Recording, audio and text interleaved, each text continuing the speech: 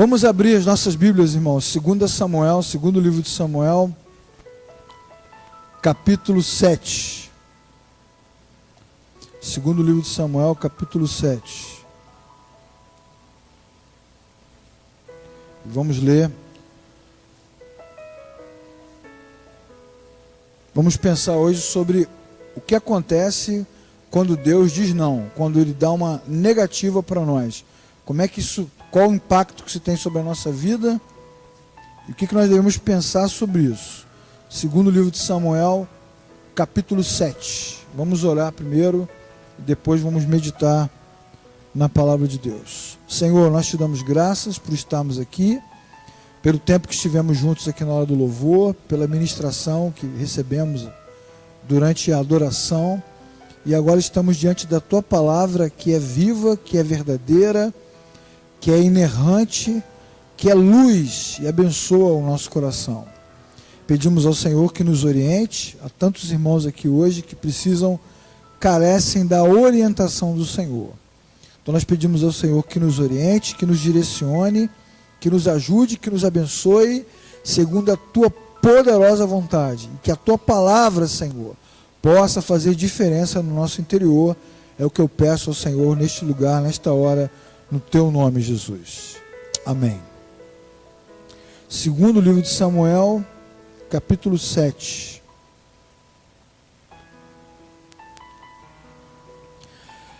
O rei Davi morava no seu palácio e o Senhor lhe deu descanso de todos os seus inimigos ao redor. E certo dia ele disse ao profeta Natã: aqui estou eu, morando num palácio de cedro, e a arca do Senhor permanece numa simples tenda. E Natã respondeu: faça o que tem na mente, pois o Senhor está contigo.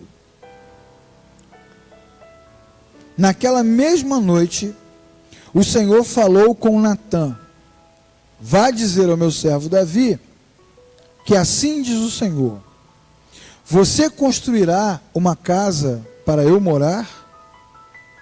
Não tenho morado em nenhuma casa desde o dia em que tirei os israelitas do Egito. Tenho ido de uma tenda para outra, de um tabernáculo para outro.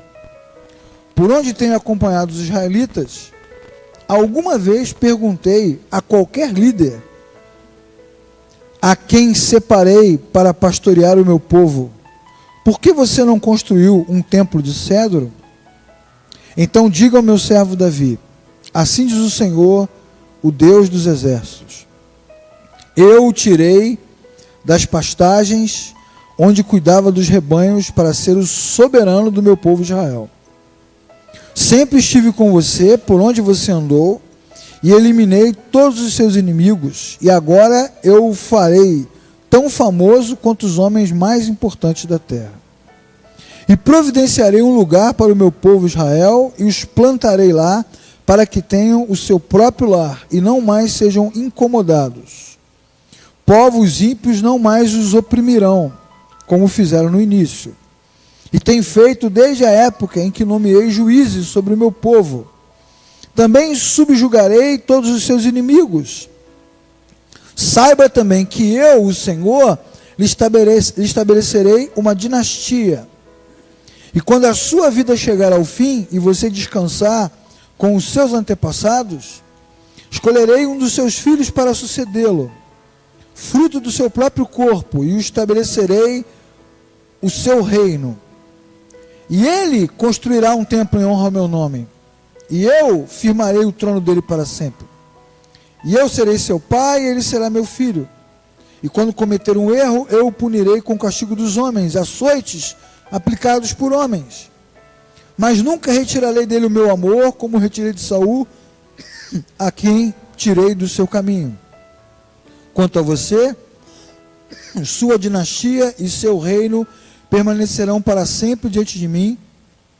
O seu trono será estabelecido para sempre.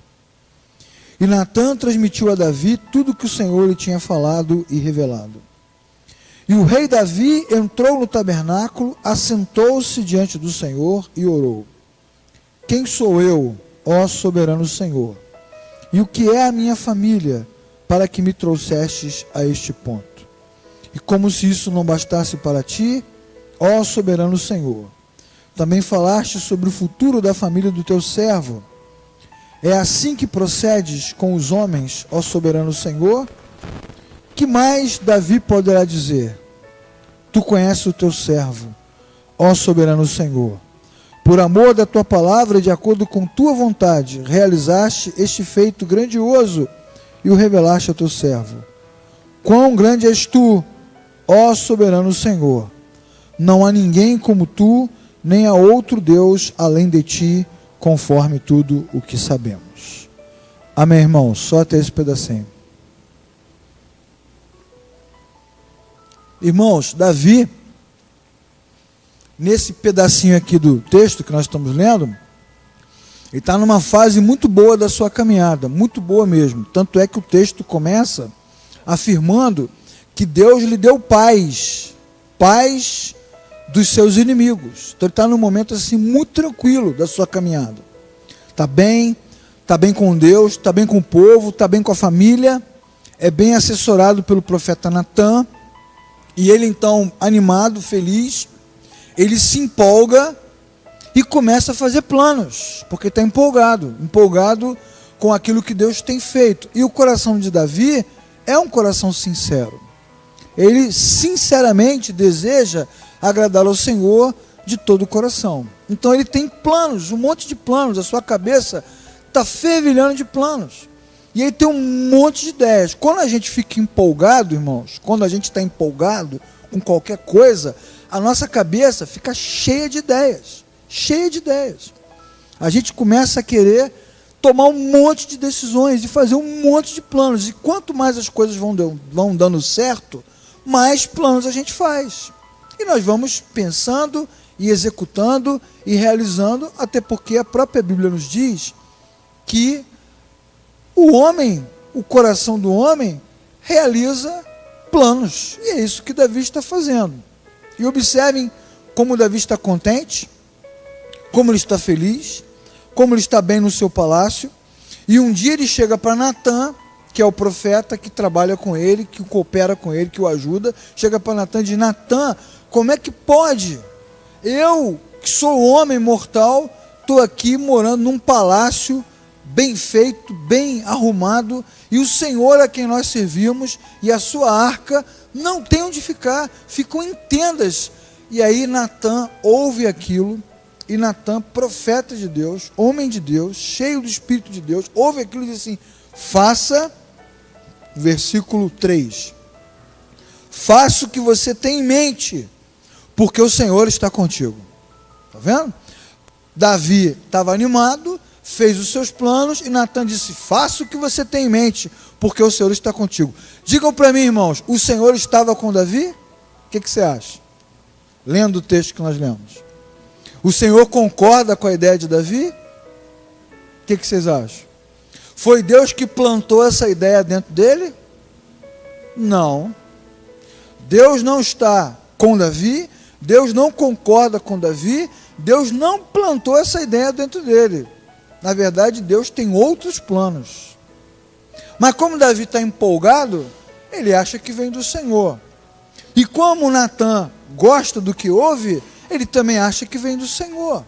E os dois estão motivados, trabalhando com alegria, e acham que tudo aquilo vem do Senhor. Mas a Bíblia vai nos mostrar que não, que Deus reprova a ideia de Davi e dá uma dura em Davi no discurso que Natan recebe na sua revelação. Então, já temos um primeiro ensinamento importante, que na vida cristã, na caminhada dos servos de Deus, na nossa jornada, na nossa trajetória, sinceridade não é tudo. Às vezes nós agimos com muita sinceridade, mas não significa que a nossa sinceridade é aprovada por Deus. E a sinceridade vem porque a gente está empolgado. Então a gente faz tudo com muita intensidade, com muita alegria, e a gente diz: Senhor, eu fiz isso para Ti de todo o meu coração, mas não necessariamente nós recebemos de Deus a aprovação. Outro ensinamento que já temos logo no início do texto é que, apesar de Natan ser um mega profeta, um super profeta do Senhor, ele é um homem de Deus, mas ele não conseguiu discernir a vontade de Deus. Ele concordou com Davi imediatamente. O que mostra que até os grandes homens de Deus também falham. Até os grandes homens e mulheres de Deus também ficam equivocados, porque às vezes na empolgação o seu discernimento dá errado. Os dois concordaram, mas Deus não concordou com ele. Então, o que importa? Se você lembrar de um texto lá do Novo Testamento, você se lembrará de uma passagem muito interessante, quando o texto diz assim: se 2 ou 3 orarem concordando, não é isso? Acontece o quê? Acontece nada. O que acontece se 2 ou 3 orarem concordando por alguma coisa? O que acontece? Vai acontecer, não é assim que a gente diz? Irmãos, vamos aqui orar concordando. Parece que Natan e Davi oraram concordando. O único que não concordou foi Deus. Pô, agora te pegou pelo pé, tá vendo? Não adianta a gente concordar com algo que Deus não concorda. Então pronto, esse negócio de que a gente ora, concorda e acontece, não necessariamente. A gente tem que concordar com Deus primeiro, para concordar junto depois, para funcionar. O texto vai nos ensinar que é preciso ser fiel a Deus, porque Deus aprova aqueles que são fiéis a Ele, fiéis aos seus planos. Bom, agora vamos pensar na passagem em si, né? Davi está empolgado, animado, ele quer construir um templo para o Senhor, ele compartilha com o profeta, né? Imagina você chegando numa igreja e falando: pastor, eu quero construir um templo novo. O que você acha que o pastor vai dizer? Aleluia, não é assim? O pastor adora receber oferta, não é verdade? Poxa, então me ajuda aí. Então ele se junta com Natan, compartilha esse sonho, mas Deus o reprova. E quando Deus fala com Natan, naquela mesma noite, é interessante que Deus vai recordar a Davi a sua trajetória. A empolgação não nos deixa, às vezes, pensar direito. E a gente esquece a trajetória, o caminho por onde nós passamos. Então Deus faz com que Natan e Davi se lembrem da trajetória. É importante que eles se lembrem de por onde eles passaram e o que aconteceu naquele momento. Foi um longo caminho, desde a época em que Davi era pastor de ovelhas, até o dia em que ele se tornou rei de Israel. Lá em 1 Samuel 16, Davi é músico e escudeiro. Depois, do capítulo 17 e 18, ele vira soldado. E aí são muitas batalhas, muitas vitórias. Na metade do capítulo 18 de Samuel, ele é promovido a líder, a chefe de 1000 soldados. Depois do capítulo 19 em diante, Davi se desentende com Saul e ele começa a ser perseguido por Saul. Passa uma boa parte da sua vida perseguido. Ele pede ajuda a Samuel, no capítulo 19 de Samuel, pede ajuda a Jonatas, no capítulo 20 de Samuel. Ele foge para Nob, se esconde na casa de Aimeleque, capítulo 21. Ele foge para Gate, se esconde na caverna de Adulão, capítulo 22. Ele luta com os filisteus.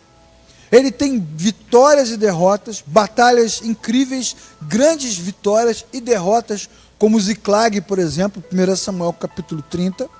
Ele é formado como soldado, ele é formado como homem, ele é formado como marido, ele é formado como guerreiro, ele é forjado por Deus na sua jornada. E quando Saul morre, ele não morre pelas suas mãos. Deus é que abre caminho, como o próprio Deus diz para Natan, ele diz assim: avisa Davi que fui eu que tirei Saul do caminho dele. Deus arranca Saul dali, e Davi então vai ganhando espaço. Ele levou mais de 15 anos para se tornar rei de um lugar, que é Judá.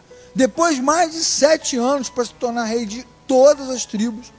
Por um período aproximado de 22 a 30 anos, Davi foi forjado, preparado, moldado, ensinado, treinado, capacitado, qualificado, adestrado por Deus para se tornar rei. E o legal no texto também é você perceber que, à medida que Deus vai lembrando a ele, que não foi uma coisa voluntária. Não foi Davi que se ofereceu. Deus o tirou de trás das ovelhas. Ele disse: eu tirei você de trás das ovelhas. Deus o levou para enfrentar Golias. Deus o levou para a casa de Saul. Deus o levou. Davi não fez um plano. A vida dele não é um plano que ele estabeleceu. A vida dele foi construída pelo próprio Senhor, passo a passo, uma coisa de cada vez. A Bíblia também vai nos mostrar, irmãos, que ele, por ter sido treinado pelo Senhor, não era um cara oportunista. Ele nunca tirou vantagem da sua posição. Sempre foi humilde, sempre trabalhou, sempre lutou contra aqueles que intentam o mal, nunca tentou facilitar a sua ascendência divina. E Deus foi construindo a sua trajetória, porque na obra de Deus, as coisas acontecem dentro do padrão que Deus estabelece, não que nós estabelecemos. Tudo que Deus faz tem um tempo determinado, como nós já lemos em Eclesiastes capítulo 3, e esse tempo determinado é desenhado pelo Senhor. Não foi Davi que construiu a sua própria vida, foi o Senhor que construiu a vida dele. E quando Deus constrói a vida do homem, quando Deus constrói a trajetória do homem, quando Deus estabelece a nossa caminhada, nós não temos mais controle sobre essas coisas.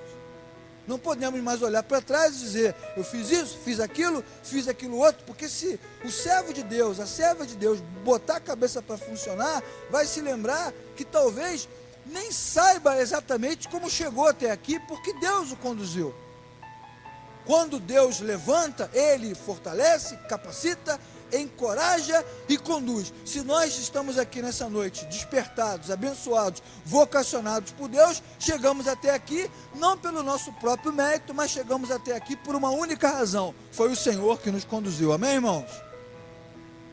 E se Ele nos conduz, então nós não temos controle sobre a nossa vida. Ele nos ajudou, Ele nos levantou, Ele nos curou, Ele nos libertou, Ele nos conduziu, e eu cheguei até aqui, guardado, protegido, sustentado pelo Senhor. Quem foi que me deu agora autonomia para dizer que a partir de agora eu tomei a direção? Tomei nada. Deus conduz do início, conduz no meio e conduz até o final. E Deus não tem pressa, porque Deus faz as coisas sempre no momento certo, na hora certa, do jeito certo. Não foi só com Davi. Outros personagens das Escrituras experimentaram a mesma ideia, o mesmo conceito, o mesmo pensamento. Deus prometeu a Abraão que lhe daria um filho, e disse: você vai ter um filho, mas ele teve que esperar 25 anos para que esse filho nascesse. Então Deus prometeu, confirmou a sua palavra, mas não nasceu no momento em que eles planejaram, mas aconteceu no momento em que Deus quis que acontecesse. Porque na vida dos servos de Deus, as coisas acontecem na hora que Deus deseja. Ou nós somos servos de Deus, ou nós somos servos da nossa própria vida. Vejam como diz o texto. Como é que Davi é chamado por Deus? Deus chama Davi de rei? Não, Deus chama Davi de servo. Versículo 5, se eu não me engano. Ele diz a Natã, no versículo, deixa eu conferir se é o 5 mesmo: vá dizer ao meu servo. Davi é rei, está mandando para caramba, manda em todo mundo, em Deus não manda. Irmãos, nós podemos ter autonomia sobre tudo, sobre Deus nós nunca teremos. Não somos nós que governamos, é Deus que governa a nossa vida, Ele que direciona os nossos passos. Então, quando Deus diz a Natã: diga ao meu servo Davi, Deus está lembrando a ele que, apesar dele agora estar numa posição de rei, ele continua sendo o que, irmãos? Servo de Deus. Não importa que posição eu ou você estamos ocupando: líderes, ministros, diáconos, pastores, bispos, apóstolos, querubins, vice-deus, não importa.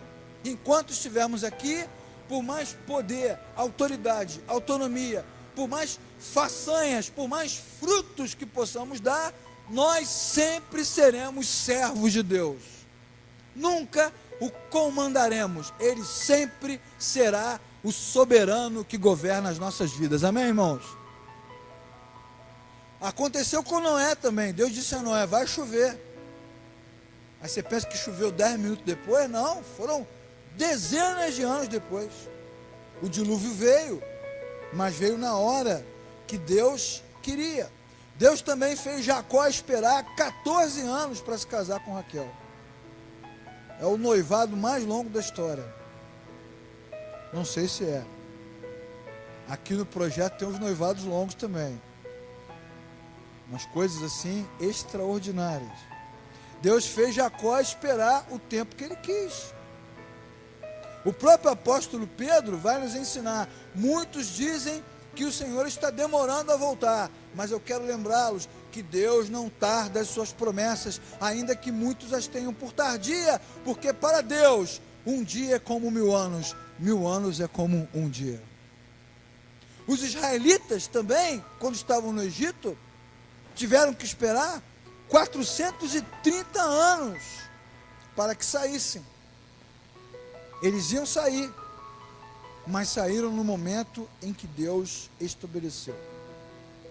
Portanto, irmãos, servir ao Senhor, ser servos de Deus, implica numa questão muito simples. A partir do momento que Deus assume o comando, Ele assume o comando e não divide o comando com ninguém. E nós temos que entender que é parte do desígnio divino esperar e realizar as coisas dentro do propósito que Deus estabelece. E eu pergunto a você e pergunto a mim nessa noite: será que nós estamos prontos para esperar o momento em que Deus vai realizar o seu propósito? Porque pelo que nós lemos no texto, sim, faz parte do plano de Deus que exista um lugar de adoração. Entretanto, não acontecerá no momento em que Davi deseja, mas acontecerá no momento em que Deus assim estabelecer. Davi tem planos para Deus, mas Deus tem outros planos para Davi. Está vendo?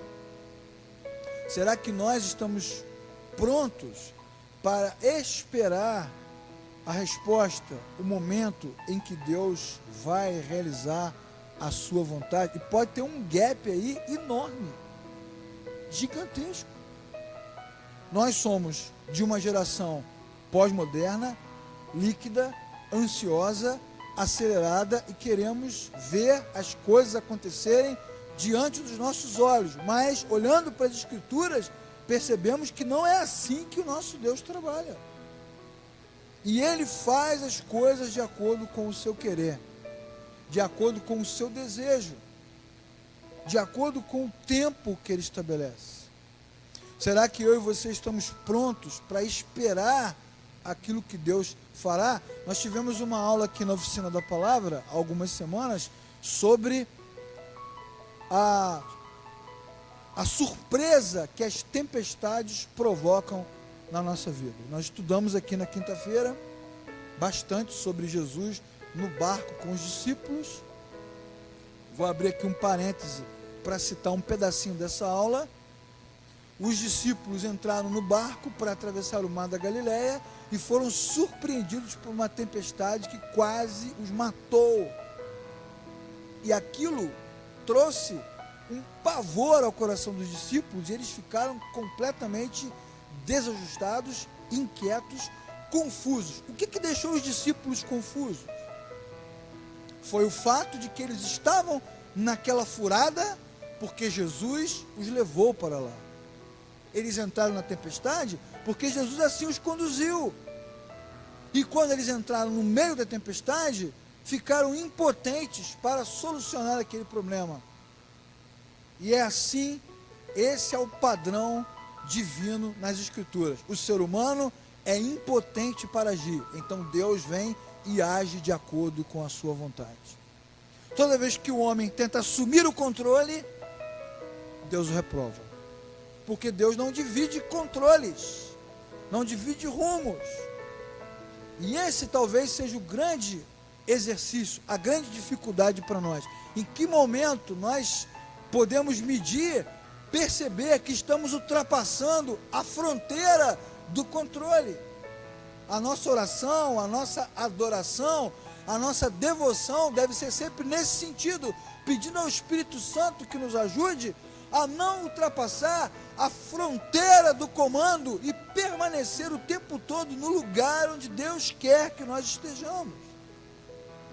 Apesar, irmãos, que às vezes, quase sempre, em muitas situações, o que Deus quer não nos faz tão bem, mas até quando não nos faz tão bem, coopera para o nosso bem e nos leva para o centro do seu desejo. Não é o que nós queremos, mas é o que Deus deseja. Muito bem, como é que diz o texto lá de Provérbios? Ao homem pertence o fazer planos, não é isso? Ao homem pertence os planos do coração, mas a palavra final vem de quem, irmãos? Ou numa outra versão, a palavra certa vem do Senhor. Quando Davi conversa com Natã, ele não chama Natã para um momento de oração. Natã, brotou um desejo do meu coração, vamos consultar ao Senhor sobre esse assunto. Será que vem de Deus? Será que é uma boa ideia? Será que o Senhor vai gostar? Não, ele estava tão empolgado, tão animado, tão certo do seu plano, que ele já compartilhou a visão e Natã comprou a ideia e eles já partiram para a execução e Deus o freou. Deus jogou um balde de água fria na cabeça de Davi. Vejam o que o Senhor diz para ele no versículo 6, no versículo 7, ele diz: e por acaso eu alguma vez pedi templo? Eu não ando de tenda em tenda? Eu não estou sempre no meio do povo? Alguma vez eu fiz essa requisição? Da onde Davi tirou essa ideia? Da minha cabeça que não foi. Ou seja, Davi tinha uma participação importante na obra de Deus, mas a missão de Davi era outra. Era outra missão. E ele tinha que esperar. Tinha que esperar. Logo no versículo 8, Deus vai dizer o seguinte: rapaz, preste atenção. Você não é ninguém, cara. Eu tirei você do anonimato. Você não tem história, você não tem carreira, você não tem legado, você não tem estirpe real, você não é herdeiro de nada, você cuidava de rebanhos. Mas eu transformei você no soberano de Israel. Se você tem autoridade, tem porque eu te dei. Se você está onde está, está porque eu te coloquei. Se você faz o que faz, faz porque eu te dei condição de fazer. Sempre estive com você por onde você andou, versículo 9. Olha o que diz o versículo 9: eu eliminei todos os seus inimigos. Se você acha que você venceu as guerras, está muito enganado. Fui eu que venci para você. Eu eliminei os seus inimigos. E agora eu farei de você famoso entre os homens da terra. Versículo 10: e eu providenciarei para você um lugar. Ou seja, você tem planos, mas eu tenho outros planos. E os meus planos para você, Davi, não passam por sacerdócio, nem por adoração, nem por culto. Isso não. Eu tenho outros planos para você. Então a ideia de Davi, que num primeiro momento parecia ser muito boa, para Deus pareceu inadequada. Pareceu errada. Davi tinha uma boa intenção, entretanto, a obra de Deus não se faz com boa intenção. Tinha boas ideias, mas a obra de Deus não se faz com boas ideias. Ele tinha habilidade, mas a obra de Deus não se faz com habilidade. A obra de Deus se faz com o plano de Deus. Então, se eu estou dizendo que o Senhor governa a minha vida, eu preciso me esforçar, procurar, buscar, desejar, encontrar o plano de Deus para a minha vida e não o plano que eu acho que Deus teria para a minha vida. Davi diz: por que Deus não deveria ter um lugar mais adequado? E Deus pergunta: por que você acha que eu deveria ter um lugar mais adequado? Quem foi que te deu essa ideia? Quem foi que te deu essa sacada? Irmãos, a Bíblia vai nos mostrar que muitos homens e mulheres de Deus falaram coisas, desejaram coisas, sonharam coisas, pediram coisas. Eram homens piedosos, mulheres piedosas, mas pediram coisas que não eram adequados à vontade de Deus. Por quê? Porque não perguntaram, não consultaram, não fizeram um movimento de submissão ao Senhor, mas foram agindo voluntariamente, independentemente, de uma empolgada, com o coração sincero. Mas nós já vimos aqui que sinceridade não é tudo. A nossa sinceridade pode estar firmada em coisas erradas. Lá em Gênesis 30, por exemplo, Raquel, que era estéril, ela disse para o seu marido: me dê filhos, senão eu morro. Tenha filhos, nem que seja com as minhas concubinas. Mas ela estava errada. Parece uma boa ideia, parece uma medida emergencial a se tomar, mas ela deveria ter conversado com Deus primeiro, deveria ter pensado com calma nisso. A Bíblia diz também que Sansão pediu aos seus pais que lhe dessem por mulher uma filisteia. Ele queria ser príncipe, ele queria estar envolvido naquela civilização, mas era algo que não agradava ao Senhor. Ele tinha planos, ele tinha ideias, mas as ideias dele não batiam com as ideias de Deus. E cada vez que os servos de Deus tomam decisões diferentes daquelas que Deus planeja, as consequências são muito ruins. Eles sofrem. E a obra de Deus também sofre, porque não pensamos. O contrário também é verdade. Quando nós estamos fazendo o que Deus quer que façamos, pode estar tudo ruim, mas o ruim está bom. Quando nós fazemos o que Deus quer que façamos, pode estar tudo torto, mas o torto está bom, porque aprove ao Senhor que estivesse torto. Não deixe, irmão, irmã, entrar na sua mente a ideia de que tudo que é agradável, de que tudo que é aprovado por Deus é certinho. Certinho é Deus, o resto é torto. E às vezes Deus leva os seus servos que estão no centro da sua vontade a situações de calamidade, e tudo desmancha. Mas se tudo desmancha e eu estou na vontade de Deus, está ruim, mas é bom. E se tudo está bom e eu não estou na vontade de Deus, está bom, mas está ruim. É o paradoxo da fé. Buscamos os resultados. Imagine se Davi bate o pé, constrói o templo com ouro, com pompa, com glória, com tudo, mas Deus não aprova. Se Deus não aprova, não adianta. Então Deus diz não. Não. O que fazer quando Deus diz não? Pensar na vida, né? Refletir. E o não de Deus vem com esse propósito: mostrar que os nossos planos não podem interferir nos planos que Deus tem para nós. Então ele dá um nãozão, bem bacana, bem grande, para a gente dar um passo atrás e repensar em que ponto nós estamos. Quero ler com os irmãos um outro texto, está no livro de Atos dos Apóstolos.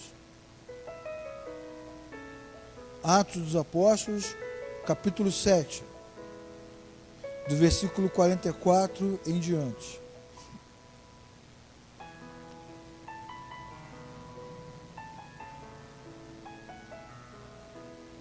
No deserto, os nossos antepassados tinham o tabernáculo da aliança, que foi feito segundo a ordem de Deus a Moisés, de acordo com o modelo que viu. E tendo recebido o tabernáculo, nossos antepassados o levaram sob a liderança de Josué, quando tomaram a terra das nações que Deus expulsou. E o tabernáculo permaneceu na terra até a época de Davi, que encontrou graça diante de Deus e pediu que lhe permitisse providenciar uma habitação para Deus. Mas foi Salomão quem lhe construiu a casa. Todavia, o Altíssimo não habita em casas feitas por homens, como diz o profeta: o céu é o meu trono, e a terra é o estrado dos meus pés. que espécie de casas vocês me edificarão, diz o Senhor? Ou onde seria o lugar do meu descanso? Não foram as minhas mãos que fizeram todas as coisas?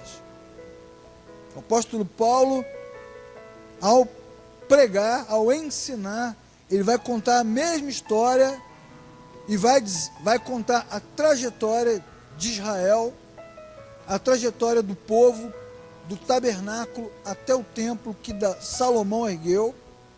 E tudo isso está alinhado, está linkado à história de Israel.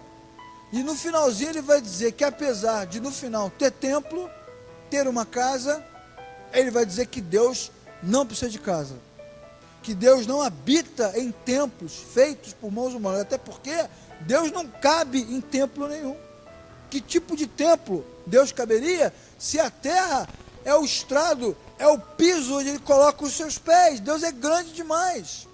Isso significa que a mente de Davi fica pequena demais e não consegue projetar a grandeza que o Senhor tem. Então o texto de 2 Samuel 7 combina com o texto de Atos dos Apóstolos. Deus está dizendo a Davi que ele não precisa de templo para ser glorificado, ou para ser honrado, ou para ser lembrado. Ele não precisa de nada. Ele é o dono de todas as coisas. Davi o honrará muito mais se o servir da maneira correta. Davi honrará muito mais ao Senhor se andar de acordo com a sua vontade, se obedecer os seus desígnios e se perguntar o que Deus deseja. O Senhor prefere que Davi pergunte e se submeta para que a sua história aconteça, do que oferecer ao Senhor um templo. Mas nós ainda agimos como Davi. Achamos que precisamos dar ao Senhor alguma coisa. Nosso tempo, nosso dinheiro, nossas canções, nosso trabalho. E que a nossa dedicação e a nossa sinceridade alcançará a aprovação. E por sermos aprovados, Deus fará aquilo que desejamos. Mas não fará. Deus fará o que tem que fazer. E nós precisamos aprender a desejar o que Deus deseja, como nos ensina o texto. Agrada-te no Senhor, e Ele fará aquilo que deseja o teu coração. Agrada-te no Senhor significa o quê? Eu quero fazer, eu quero viver, eu quero experimentar, eu quero investir naquilo que Deus quer. Me agrada agradar ao Senhor. Me agrada pensar como Ele, ser como Ele, agir como Ele, executar os seus desejos. E quando isso acontece, Deus realiza o que o nosso coração deseja, porque o que o nosso coração deseja nesse momento é a mesma coisa que o Senhor deseja para nós. Por que Deus diz não a Davi? Por várias razões. Primeiro, porque quem tem que dar o plano é Deus e não nós. Então às vezes Deus nos diz não, para que a gente repense o plano. Deus está nos apontando para outra direção. Segundo, para mostrar que quem manda nesse negócio é Deus. Quanto mais quisermos, todos nós aqui, quanto mais desejarmos servir ao Senhor, mais Ele terá o controle. Quanto mais Ele tiver o controle, menos palpite a gente dá. E quanto menos palpite a gente der, mais abençoado será, porque o nosso Deus é justo, perfeito, sempre faz o que é certo, na hora certa, e a sua vontade é boa, perfeita e agradável. Terceiro, Deus não divide a sua glória com ninguém. Não tem dois deuses, não tem dois senhores. Quem é o rei? Davi. Mas quem é o verdadeiro rei? Deus. Davi é o rei humano que o representa. Mas quando Davi governa, quem é que governa? Deus. Davi está sentado no trono, mas quem tem o cetro na mão é Deus. Esse era o modelo de reinado, de monarquia que o Senhor planejou para Israel. Há um homem no trono, entretanto, quem governa é o Senhor Deus Todo-Poderoso. E assim deveria ser também na sua igreja. O pastor prega, mas quem fala é o Espírito de Deus. O ministro canta, mas quem traz refrigério é o Espírito de Deus. Os professores ensinam, mas quem realmente está educando, formando, é Deus. A gente se prepara, mas quem vai dar a direção e conduzir tudo, no final, é Deus. E nós somos o quê? Apenas seus servos. E aplicando isso na nossa vida, funciona do mesmo jeito. Deus nos deu uma casa, mas o dono dela é Deus. Nos deu uma família, mas quem a dirige é Deus. Ele nos conduz. Quanto mais nós chamamos Deus de Senhor, mais a nossa vontade deve ser reduzida. E muitas vezes isso nos levará a cenas, a momentos de paradoxo. Mas não tem problema. Não tem problema estar numa situação paradoxal. Problema é estar numa situação onde Deus não comanda. Problema é eu ter o próprio comando da minha vida. Se eu estiver comandando a minha vida, eu estou perdido. Para bom lugar que ela não vai. Ainda mais se eu me declaro servo do Senhor. Mas se Deus está no controle, não no controle jargão, não no clichê, na frase, Deus está no controle, mas se Deus realmente é honrado, reverenciado, seguido, buscado, a sua vontade poderosa prevalecerá. Louvado seja o nome do Senhor.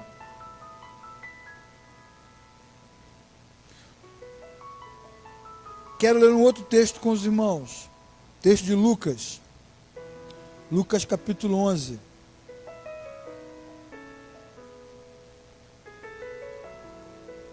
Lucas capítulo 11. Versículo 9 ao 13. Por isso lhes digo, peçam e lhes será dado. Busquem e encontrarão. Batam e a porta será aberta. Todo o que pede recebe, o que busca encontra, o que bate a porta abre. Qual pai entre vocês, se o filho pedir peixe, lhe dará cobra? Se pedir ovo, lhe dará escorpião? Vocês, apesar de serem maus, sabem dar boas coisas aos seus filhos. Quanto mais o Pai que está no céu dará o Espírito Santo a quem o pedir. Eu esqueci aqui de uma frase, né? O filho pede peixe e dará uma cobra. Pede o ovo e lhe dará um escorpião. O texto diz, irmãos, que Deus sempre se inclina na direção dos seus servos. E Jesus diz que os seus servos devem pedir, devem buscar, devem bater, e Deus lhe responderá. Ou seja, nós devemos pegar os nossos planos, as nossas ideias e levar ao Senhor. Como é que diz o texto? Entrega o teu caminho ao Senhor, confia no Senhor os teus planos e Ele endireitará as tuas veredas. Os textos vão nos ensinar a levar a Deus os nossos planos e colocar diante do Senhor. Quando pedimos a Deus aquilo que está alinhado com a sua vontade, Ele nos atende. Que vontade é essa? Os planos que Ele possui para a nossa própria vida. Quem é que pede pão e ganha pedra? Quem é que pede peixe e ganha cobra? Quem é que pede ovo e ganha escorpião? Ninguém. Mas, às vezes, nós pedimos a Deus a pedra, em vez de pedir o pão. Pedimos a Deus a cobra, em vez de pedir o peixe. Pedimos a Deus o escorpião, em vez de pedir o ovo. A gente que pede ao contrário. No que aquele templo transformaria Davi? No que ele se transformaria se ele tivesse executado a sua obra? No que isso ia dar? Para que caminho isso ia levar? Nós não sabemos, porque o Senhor o poupou. Mas nós sabemos, todos nós aqui, sabemos que caminho deu e que fim levou algumas decisões que nós tomamos. E não foi bom, deu errado, não foi ruim, não foi o ruim bom, foi o ruim mesmo. Nos levou a situações de dor, de tristeza, de penúria e de crise com o Criador. Então nós sabemos que quando as decisões, as ideias, os pedidos mal feitos se realizam, o final desse negócio não é bom. Vamos pegar um exemplo bíblico. O filho pródigo pediu ao seu pai a sua herança. Pedir herança é uma coisa boa. Quisera eu ter uma herança para receber. Eu abriria a minha boca e diria glória a Jesus. Ele pediu a herança, recebeu a herança, e para onde a herança o levou? Para a miséria, para a dor, para o sofrimento. Parecia uma coisa boa, mas não foi uma coisa boa, porque o pai dessa parábola satisfez a sua vontade. No caso de Davi, Deus freou a sua vontade. No caso de Saul, que é o rei antes dele, mesmo quando Deus dizia, Saul fazia o que queria, o que dava na sua telha, mesmo quando Deus lhe dizia. Várias vezes o Senhor disse, não faça assim, não faça assado, não vá por esse caminho, não tome essa decisão. E Saul fez o que quis, o que desejou o seu coração. Então colheu frutos amargos. Por isso Deus diz não. Deus diz não, porque os planos de Deus para nós precisam estar alinhados com o nosso coração. Se eu e você nascemos de novo, se nós fomos remidos e redimidos por Jesus, salvos, perdoados e comprados. Se nós fomos comprados, significa que nós não temos mais direitos sobre a nossa própria vida. Não pertencemos mais a nós mesmos. Então Deus tomará as decisões que são melhores, porque cabe a Ele tomar essas decisões. O próprio texto bíblico vai nos lembrar que nós, servos de Deus, somos uma nação de sacerdotes, povo de propriedade exclusiva de Deus. Deus é dono da sua comunidade de fé. E se Ele é dono, Ele tem o direito a tomar todas as decisões. E assim faz com cada um dos seus servos. E quando Ele diz não, quando Ele silencia, ou fecha portas, ou nos impede de prosseguir, nós não sabemos num primeiro momento se o que nos impede de prosseguir é o inimigo tentando nos impedir de vencer, ou se é Deus tentando nos ajudar. Então o que a gente faz? Para, pensa, reflete, ora, dá um passo atrás e espera. Frase bacana da Bíblia: esperei com paciência no Senhor. Muitas vezes essa espera é provocada pelo próprio Deus que freia a nossa jornada. Por isso nós não devemos nos iludir com resultados.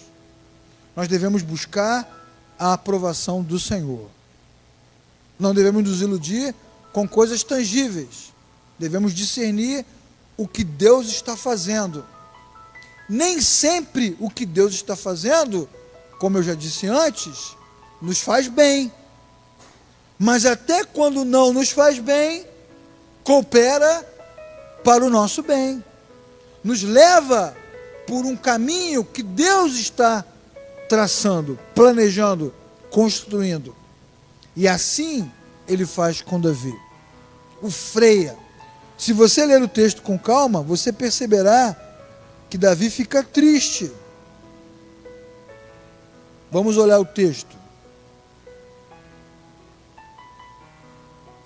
A partir do versículo... Antes da gente chegar lá, eu quero só que você lembre comigo aqui, versículo 12, Deus falando para Davi: quando a sua vida chegar ao fim, olha que bacana, irmãos. O que Deus está dizendo?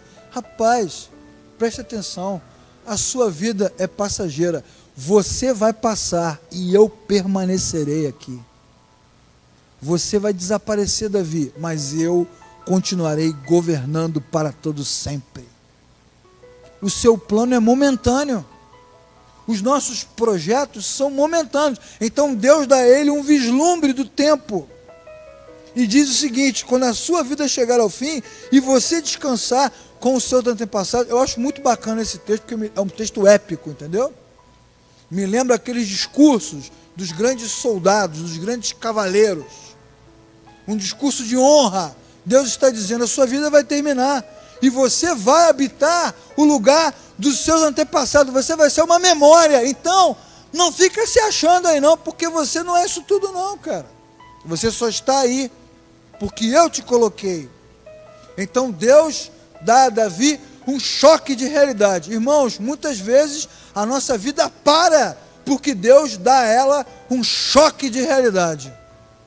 Um não gigante para a gente despertar. E Deus dá a Davi o vislumbre de um plano que é muito maior. Não é a história de Davi, é a história de Deus. E Davi é parte dela. Bom, lá no versículo 18, a Bíblia diz que Davi entrou no tabernáculo, assentou-se diante do Senhor e orou. Você pode ver que no início do capítulo, Davi está animado, né? Está eufórico. Rapaz, eu tive uma ideia. Nós vamos fazer um templo. Deus vai habitar num templo bacana, vai ter uma casa, finalmente. E lá no versículo 18, ele diz: quem sou eu? Ó, como é que ele chama Deus, irmãos? Como é que ele chama Deus?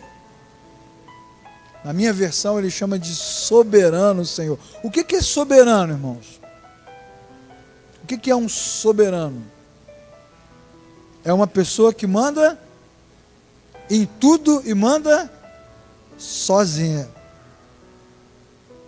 É soberano. Tem para ninguém. Então Davi reconhece. Ele disse: quem sou eu, ó soberano Senhor? E o que é a minha família para que me trouxeste a este ponto? Olha que bacana, irmão. Davi, de repente, entende que não é ele que está fazendo planos para Deus, é Deus que está fazendo planos para ele, é o contrário.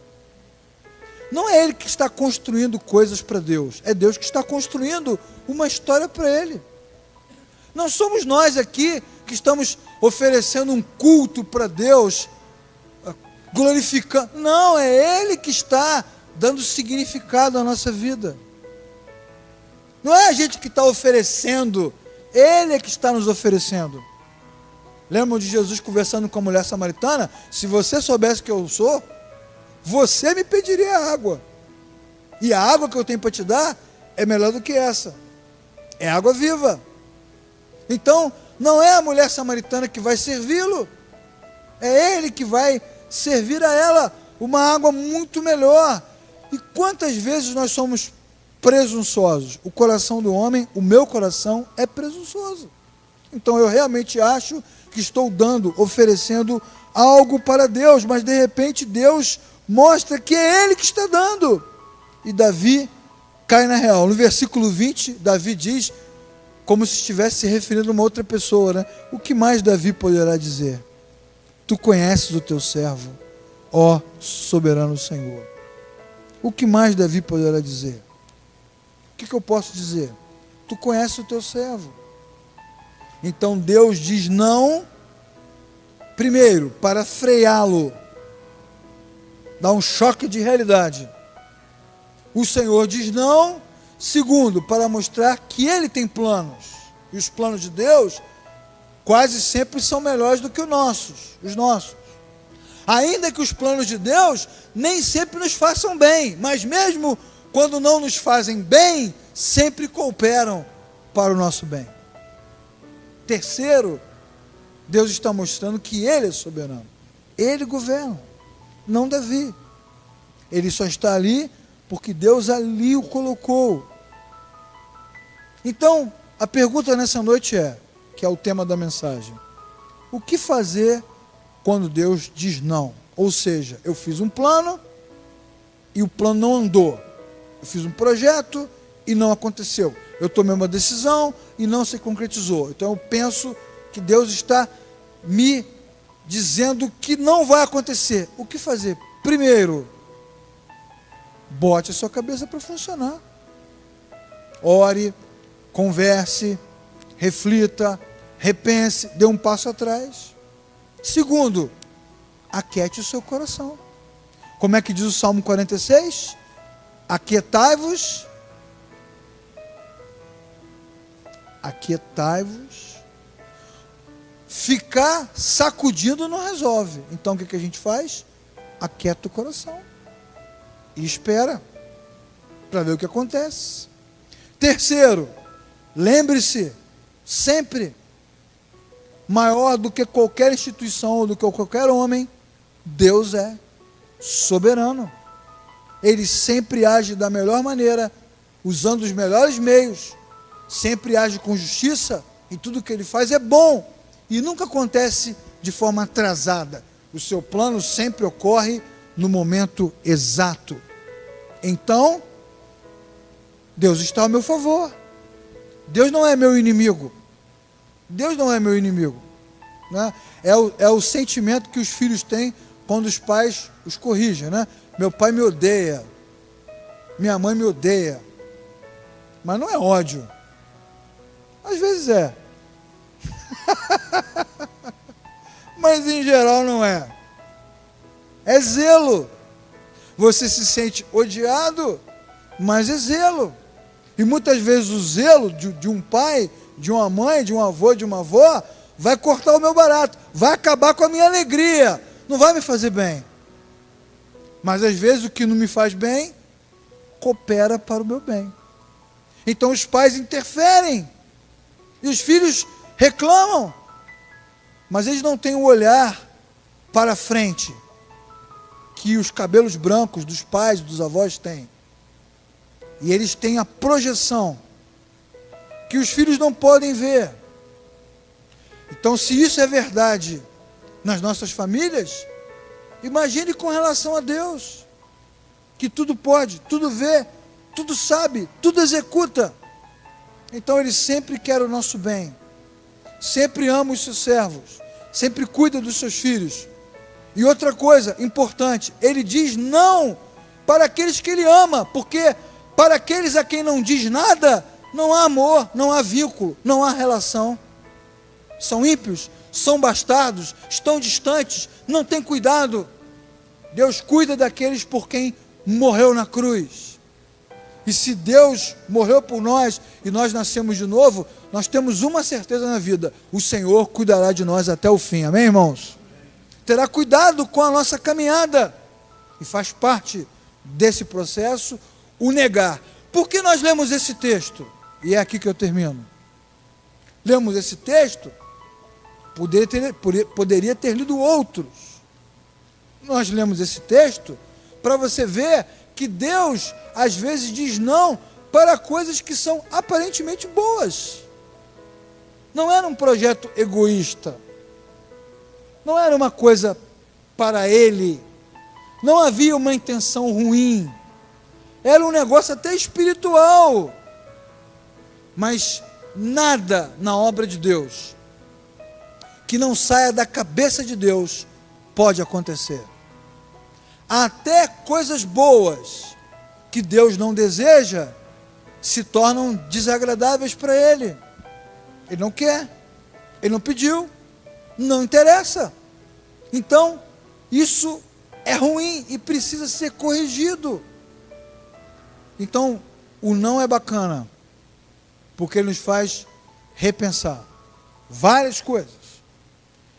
Mas, acima de tudo, nos faz repensar o ponto principal, de que ao repreender Davi e ao dizer não para Davi, Deus está cuidando de Davi. Portanto, irmãos, muitas vezes ao nos repreender, ao nos corrigir, ao nos frear, ao dizer não, Deus não está nos destruindo, nem está cortando a nossa onda, Ele está cuidando de nós. E os frutos serão bons, e nós os colheremos. Lá no capítulo 29 de Crônicas, Davi colhe os frutos desse dia, com o seu coração alegre, cheio de refrigério. Ele vê que a vontade de Deus se cumpriu. E o que é legal nesse texto aqui é que a vontade de Deus se cumprirá depois que Davi morrer. A história não é de Davi, é de Deus. Ele é apenas um personagem. Ele é apenas mais uma peça num quebra-cabeça. Ele é mais um instrumento que Deus usa. Portanto, irmãos, o mais legal nisso tudo não é ter o nosso coração satisfeito, mas é ter a convicção de que Deus aprovou a nossa jornada. Começando e terminando, devemos começar e terminar na presença de Deus. Nós estamos aqui, amanhã não estaremos mais. E o bacana é saber que Deus nos abençoou e nos usou como instrumentos. E nós podemos contribuir com a sua obra. E servi-lo com alegria. A nossa vida passará como sombra, mas o Deus a quem nós servimos permanecerá para todo sempre. E a sua glória permanecerá. Então o que eu faço? Quando Deus diz não, eu paro, penso, olho, oro. Faça como Davi. Entre no santuário, que não precisa ser uma tenda. Entre no seu próprio coração. Fale com Deus. Faça como Ele. Fale com o Senhor. Mas fale com o Senhor como Ele faz. Ele não chegou para Deus e disse: nossa, Senhor, que amargura, tive uma ideia tão legal, ia fazer um templo, mas o Senhor não quer, eu não entendo. Não, faça como Ele: Senhor, eu não entendo, eu nem sei se concordo, mas uma coisa eu sei, eu sou servo e o Senhor é o soberano Deus eterno. E quem sou eu? Cheguei até aqui porque o Senhor me conduziu. E nós, irmãos, chegamos até aqui porque o Senhor nos conduziu. Bendito seja o nome do Senhor. E iremos avante para onde Ele desejar nos levar. E para avançar, tem os sim e tem os não. E muitos desses nãos que Deus nos dá não nos fazem bem, mas sempre cooperam para o nosso bem. Vamos ficar de pé, irmãos? Vamos orar.